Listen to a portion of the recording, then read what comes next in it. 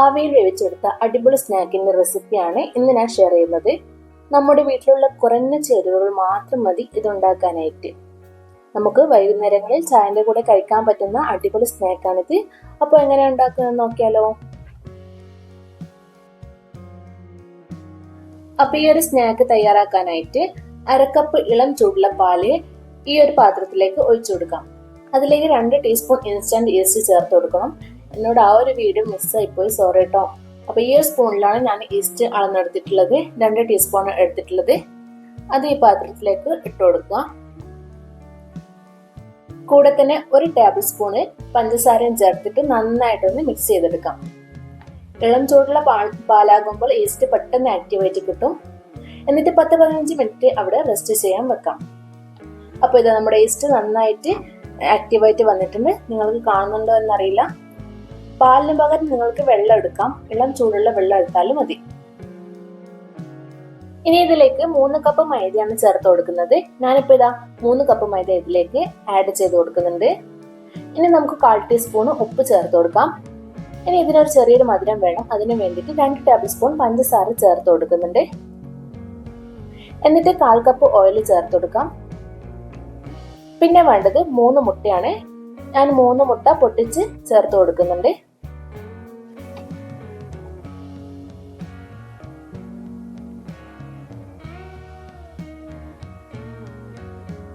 ഇനി നമുക്ക് ഇളം ചൂടുള്ള വെള്ളം കുറച്ചായി ചേർത്തിട്ട് ഇത് മിക്സ് ആക്കി എടുക്കാം. അപ്പൊ വെള്ളം ചേർക്കുമ്പോൾ ഒരുമിച്ച് ഒഴിച്ചു കൊടുക്കരുത്, മാവ് ലൂസായി പോകും. ഇതുപോലെ അല്പം ചേർത്ത് കൊടുക്കുക.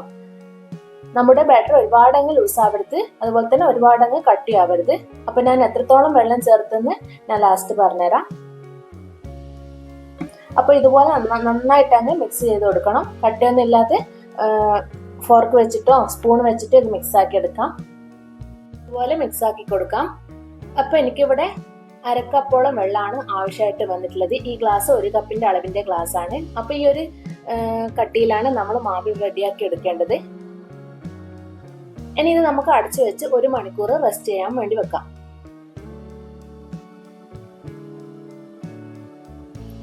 1 മണിക്കൂർ കഴിയുമ്പോൾ മാവ് ഇതുപോലെ പൊങ്ങിയിട്ട് ഡബിൾ ആയിട്ട് കിട്ടും. ഈസ്റ്റ് എടുക്കുമ്പോൾ പുതിയ ഈസ്റ്റ് എടുക്കാൻ ശ്രദ്ധിക്കണം. പഴയ ഈസ്റ്റ് ആകുമ്പോൾ നന്നായിട്ട് പൊങ്ങി കിട്ടില്ല. ഇനി നമുക്കിത് ജസ്റ്റ് ഒന്ന് മിക്സ് ആക്കിയിട്ട് കൊടുക്കാം. മിക്സ് ആക്കുന്ന സമയത്ത് ഇതിന്റെ ക്വാണ്ടിറ്റി ഒന്ന് പകുതി ആവട്ടോ. ഇനി നമുക്ക് വേണ്ടത് ഇതുപോലൊരു കേക്ക് ടിന്നാണ്. കേക്ക് ടിൻ ഇല്ലെങ്കിൽ വിഷമിക്കണ്ട, അതിന് പകരം സ്റ്റീൽ പാത്രം എടുത്താലും മതി. ഇനി കുറച്ച് ഓയിൽ ബ്രഷ് ചെയ്ത് കൊടുക്കാം.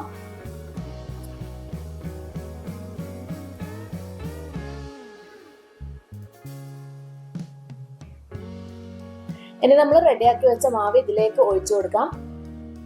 ഇനി ഇതിന്റെ എയർ ബബിൾസ് ഒക്കെ ഒന്ന് പോയി കിട്ടാൻ വേണ്ടിയിട്ട് നന്നായിട്ടൊന്ന് ടാപ്പ് ചെയ്ത് കൊടുക്കാം.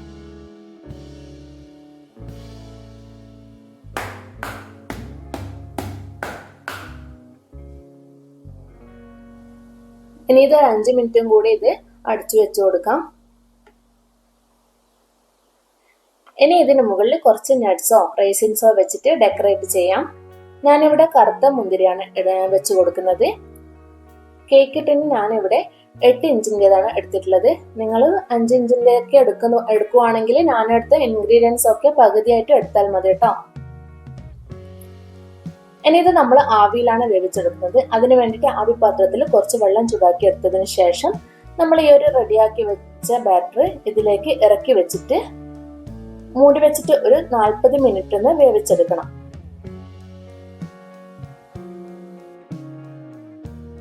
40 മിനിറ്റ് ആയിട്ടുണ്ട്. നമുക്കൊന്ന് തുറന്ന് നോക്കാം.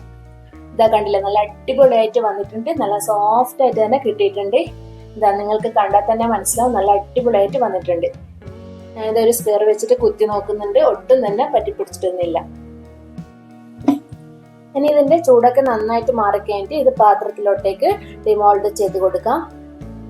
ഇനി ഇത് ഞാൻ കട്ട് ചെയ്തിട്ട് കൂടിയിട്ട് കാണിച്ചു തരാം.